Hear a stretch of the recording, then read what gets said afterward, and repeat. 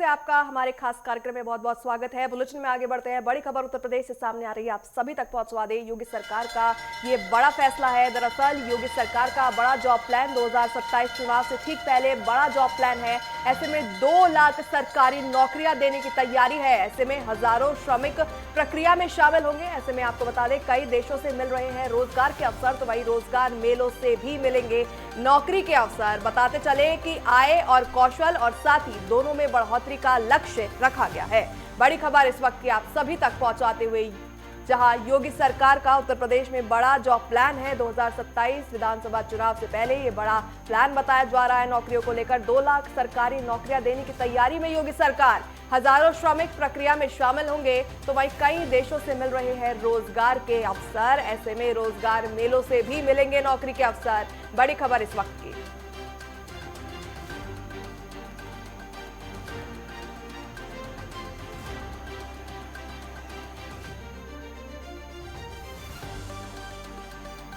और चलिए आपको सीधा लेकर चलते हैं लखनऊ, जहां से हमारे स्ट्रेट हेड राघवेंद्र प्रताप सिंह हमारे साथ लाइव जुड़ चुके हैं तमाम जानकारियों के साथ। राघवेंद्र, योगी सरकार की ओर से बड़ा ऐलान किया गया है सरकारी नौकरियों को लेकर, क्या कुछ जानकारी? बिल्कुल प्रगत, अगर रोजगार की बात कर लें, सरकारी नौकरियों की बात कर लें, तो सीएम योगी आदित्यनाथ की सरकार ने पिछले लगभग 9 सालों में एक बड़ी लाइन खींची है। क्योंकि ये वही उत्तर प्रदेश है जहां 2017 से पहले जब युवा रोजगार के लिए बाहर निकलते थे, जितने भी भर्ती आयोग थे, चाहे हम अधीनस्थ सेवा चयन आयोग की बात कर लें, बेसिक शिक्षा परिषद की बात कर लें, या माध्यमिक शिक्षा सेवा चयन बोर्ड की बात कर लें, या उच्चतर शिक्षा सेवा चयन बोर्ड की बात कर लें, या उत्तर प्रदेश लोक सेवा आयोग की बात कर लें, ये सारी भर्ती आयोग कहीं न कहीं विवादों में फंसे हुए थे। इनके द्वारा जो भी भर्ती प्रक्रिया की जा रही थी वो कोर्ट में चले जा रहे थे। कभी पेपर लीक की घटनाएं, कभी अंदर से स्केलिंग मॉडरेशन के नाम पे जिस तरह का खेल होता था। और यही कारण था कि 2017 के पहले उत्तर प्रदेश में जो भी नौकरियां होती थी, कहावत बन गई थी कि 5 चरणों में पूरा होता है। प्री मेंस इंटरव्यू आप देते हैं, उसके बाद हाई कोर्ट और सुप्रीम कोर्ट, उसके बाद ही युवाओं को नौकरी मिलेगा, इसके मार्ग प्रशस्त होते थे। लेकिन जब मार्च 2017 में सूबे की कमान सीएम योगी आदित्यनाथ ने संभाली, तो उसके बाद से इन भर्ती आयोगों को सफाई करने, उनकी निष्पक्षता को बरकरार रखने के लिए भी काम किया और एसटीएफ को लगाया और तमाम जांच एजेंसियां बैठाई गईं इन भर्ती आयोगों में जो गड़बड़झाले थे उनके लिए। और रोजगार देने के नाम पे, नौकरी देने के नाम पे पिछले अगर 8.5 साल की बात कर लें तो लगभग 9 लाख युवाओं को सरकारी नौकरी देने का काम सीएम योगी आदित्यनाथ की सरकार ने किया है। वहीं अगर रोजगार की बात कर लें, एमएसएमई के माध्यम से, ओडीओपी के माध्यम से, विश्वकर्मा श्रम सम्मान के माध्यम से, तो करोड़ों युवाओं को रोजगार से भी जोड़ने का काम सीएम योगी आदित्यनाथ की सरकार ने किया है। अब जो 2 लाख नौकरी देने की बात, जैसा कि आपने कहा कि चुनावी वर्ष आने वाला है, साल भर का मौका है योगी आदित्यनाथ की सरकार के पास, तो 2 लाख युवाओं को सरकारी नौकरी देने का आह्वान सीएम योगी आदित्यनाथ द्वारा किया गया। और इस कड़ी में जिस तरह प्रशांत कुमार को शिक्षा सेवा चयन आयोग का अध्यक्ष बनाया गया, वहाँ पे हम सहायक अध्यापक की बात कर लें या प्रवक्ताओं की बात कर लें, या फिर जो एलटी ग्रेड के शिक्षक हैं उनकी बात कर लें। इसके अलावा उच्चतर सेवा चयन आयोग के तहत जिस तरह से असिस्टेंट प्रोफेसरों की भर्ती होने, इसके अलावा उत्तर प्रदेश लोक सेवा आयोग के तहत प्रवर और अधीनस्थ सेवा चयन बोर्ड और सहायक समीक्षा अधिकारी और समीक्षा अधिकारी की भर्ती, इसके अलावा एसआई की भर्ती और आरक्षी की भर्ती, ये दिखाता है कि ये एक बहुत बड़ी संख्या, जिसमें अगर अधीनस्थ सेवा चयन आयोग की बात कर लें तो उसके तहत भी हम राजस्व लेखपाल की बात कर लें या लेखपाल की बात कर लें, लगभग 20,000 की नियुक्तियां इन लेखपालों की भी होनी है। तो कहा जा सकता है कि जो 2 लाख का आंकड़ा है योगी आदित्यनाथ की सरकार पिछले आने वाले साल भर में उसको भी पूरा कर लेगी। क्योंकि अभी तक क्या था कि शिक्षा सेवा आयोग के जो जांच चल रही थी, और एक आयोग जो सीएम योगी आदित्यनाथ ने बनाने का प्रयास किया कि 3 भर्ती आयोग नहीं होंगे, शिक्षा सेवा चयन बोर्ड एक आयोग होगा, और इसी के माध्यम से प्राथमिक, बेसिक और इसके प्राथमिक और इसके अलावा माध्यमिक और उच्चतर शिक्षा सेवा चयन आयोग, तीनों की भर्तियां इन्हीं शिक्षा सेवा चयन बोर्ड से होगा। तो ये जो तैयारियां हैं, तमाम विभागों से नोटिफिकेशन मंगाए भी गए हैं और हजारों की संख्या में नोटिफिकेशन पहुंचे भी हैं। और जो एक परीक्षा थी जो अभी तक लंबित थी, जिसमें प्रवक्ता के तमाम ऐसे पद हैं, हजारों की संख्या में प्रवक्ता के पद हैं। इसके अलावा एलटी ग्रेड में जो शिक्षक पढ़ाते हैं उनकी भर्तियां लंबी थी, उनकी भी तिथि निर्धारित कर दी गई। तो कहा जा सकता है कि चुनावी वर्ष में जाने के साथ ही सीएम योगी आदित्यनाथ ने युवाओं को सरकारी नौकरी देने का एक नया मार्ग प्रशस्त किया है, जिसमें लाखों की संख्या में युवाओं को सरकारी नौकरी मिलेगी। वहीं रोजगार की बात कर लें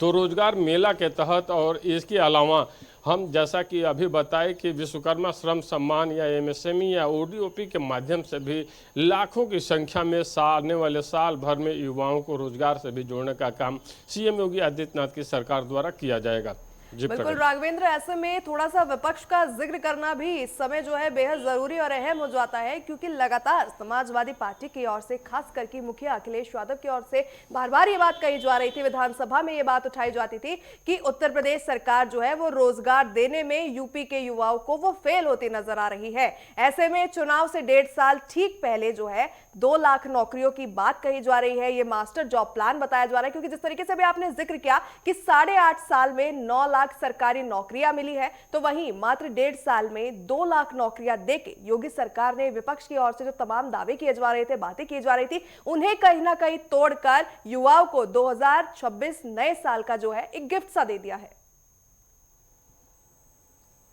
बिल्कुल, अगर अखिलेश यादव की बात कर लें प्रगति, तो सदन में घेरने का काम जरूर करते हैं या सोशल मीडिया प्लेटफॉर्म पे भी वो युवाओं की बात करते हैं, लेकिन जब उनके 5 साल के कार्यकाल की हम बात करते हैं तो तमाम जो भर्ती आयोग थे, जो भी सरकारी नियुक्तियां निकलती थी वो विवादों में फंस जाती थी। इतना ही नहीं, उत्तर प्रदेश लोक सेवा आयोग का अध्यक्ष उन्होंने अनिल यादव को बनाया था, जो एक कातिलाना हमले का आरोपी था, 6 महीने के लिए आगरा से जिला बदर था, उसको लेकर भी कई सवाल खड़े हुए थे। प्रयागराज की धरती पे युवाओं ने एक बड़ा आंदोलन खड़ा किया था और वही कारण था कि हाईकोर्ट से अनिल यादव की नियुक्ति ही अवैध घोषित की गई थी। तो आयोग में और युवाओं को लेकर अखिलेश यादव पहले से भी युवाओं के हिट लिस्ट में रहे हैं। कहीं ना कहीं युवा रोजगार देने की जब बात आती है, युवाओं को उनको सरकारी नौकरी देने की बात आती है, तो जितनी ईमानदारी निष्पक्षता होनी चाहिए वो दिखाई नहीं देती। लेकिन इतना जरूर है कि वो भारतीय जनता पार्टी की योगी सरकार को घेरने का प्रयास जरूर करते हैं। हालांकि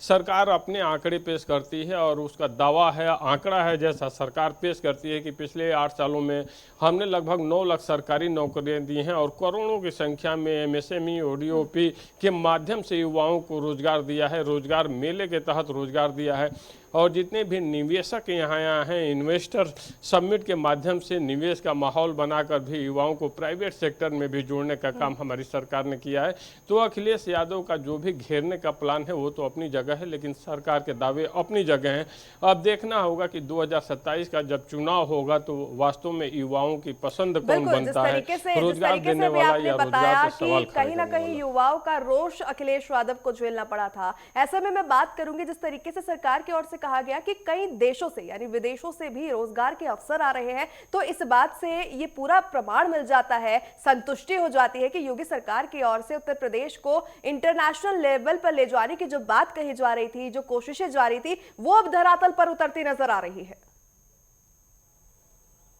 बिल्कुल प्रगति, और इसका ताजा उदाहरण हम दावोस सम्मेलन से देख सकते हैं, जहां पे उत्तर प्रदेश की एफडीआई नीति की प्रशंसा हो रही है। निवेशकों की पहली पसंद उत्तर प्रदेश बनता जा रहा है और यूं ही नहीं बना है। पिछले 9 सालों में जिस तरह से यहाँ पे बेहतरीन कानून व्यवस्था स्थापित करने का काम सरकार द्वारा किया गया है, निवेशकों में जो एक डर का माहौल था उसको खत्म करने का काम किया गया है, जिस तरह से नियमों को सरलीकरण किया गया है और यहाँ पे निवेशक अब केवल लखनऊ तक नहीं या नोएडा गाजियाबाद तक नहीं, बल्कि बलिया और बुंदेलखंड, देवरिया, गोरखपुर में भी अब निवेशक आ रहे हैं, तमाम फैक्ट्रियां बैठ रही हैं। तो एक तरह से कहा जा सकता है कि उत्तर प्रदेश की निवेश नीति और यहाँ की बेहतरीन कानून व्यवस्था की ही देन है कि विदेशी निवेशक यहाँ आ रहे हैं, एफडीआई यहाँ पे बढ़ रहा है और युवाओं को इन सेक्टर में भी रोजगार मिल रहा है। तमाम कंपनियों के आने से भी रोजगार की असीम संभावनाओं के द्वार खुले हैं और ये धरातल पे दिखाई भी दे रहा है। हम हरदोई की बात कर लें, सीतापुर की बात कर लें, लखनऊ की कर लें,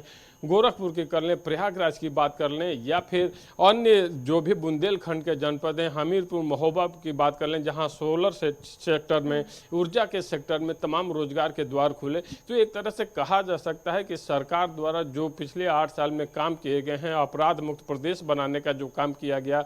ईज ऑफ डूइंग में नंबर 1 प्रदेश बनाने का काम किया गया, इस तरह से धार्मिक पर्यटन पे जितना काम हुए, धार्मिक सेक्टर में भी युवाओं को यहाँ रोजगार मिले हैं। तो कहा जा सकता है कि योगी आदित्यनाथ की सरकार ने युवाओं को नौकरी और रोजगार देने के लिए तमाम प्रयास किए और उसी का नतीजा है कि आज गांव से लेकर शहर तक के युवाओं को नौकरी और रोजगार मिल भी रहे हैं। जी बिल्कुल। अब राघवेंद्र, अगर जिक्र करें पारदर्शिता का, क्योंकि जिस तरीके से पूरे देश और दुनिया में उत्तर प्रदेश की छवि कुछ सालों पहले तक बनी हुई थी कि गुंडा राज होता है, वहां पर कोई भी पारदर्शिता नहीं होती है सरकारी काम में। अब जिस तरीके से जॉब प्लान के लिए रोजगार मेलों की बात कही जा रही है कि युवाओं को रोजगार के लिए रोजगार मेलों का भी आयोजन किया जाएगा, ऐसे में इन मेलों के जरिए पारदर्शिता जो है वो कहीं ना कहीं सामने आती और उभरती नजर आएगी। तो जो पूरा सिस्टम है, जो पूरा तंत्र है, उसके अंदर किसी भी तरीके की धांधली जो है, फिलहाल उसके ऊपर जो है अंकुश लग सकता है। बिल्कुल, अंकुश लगाने की दिशा में ही योगी आदित्यनाथ की सरकार द्वारा कुछ काम किए गए, जिसमें तमाम 4th क्लास 3rd क्लास के जो भी एग्जाम्स होते थे उनमें से साक्षात्कार को हटाया गया ताकि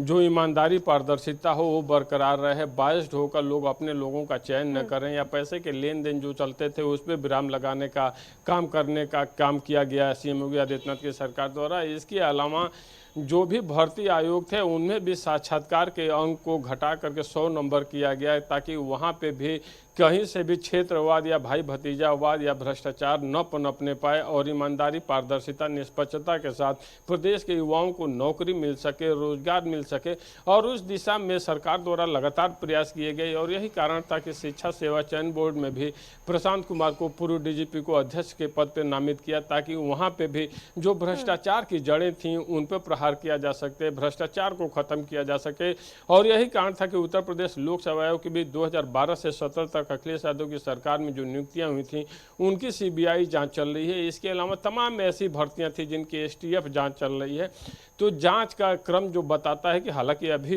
जांच एजेंसियां अभी अपने निश्चित परिणाम पे तो नहीं पहुंच पाई हैं, लेकिन ईमानदारी पारदर्शिता बरती जाए, प्रदेश के युवाओं को ईमानदारी निष्पक्षता पारदर्शिता के साथ रोजगार नौकरी मिले, इसके लिए सरकार द्वारा लगातार प्रयास किए जा रहे हैं और वो काफ़ी हद तक फलीभूत होते दिखाई भी दे रहे हैं। जी